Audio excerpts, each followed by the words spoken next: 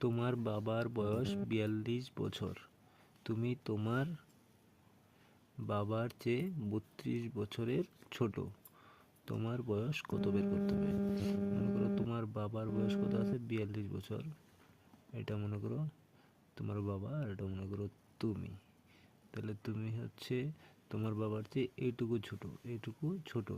এটা তোমার বাবার টোটাল বয়সটা, এখান থেকে এইটুকু টোটাল বয়সটা 42 বছর।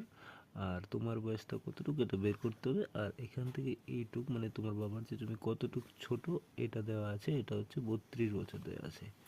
তাহলে তোমার বয়স এইটুকু বের করতে গেলে এই টোটাল যেটা আছে এটা থেকে এতটুকুকে বিয়োগ করে দিলেই হয়ে যাবে। তার মানে টোটালটা কত, 42, তার চেয়ে এতটুকু কত, 32, এটা বিয়োগ করে দিলেই এতটুকু বের হয়ে যাবে, মানে তোমার বয়সটা বের হয়ে যাবে।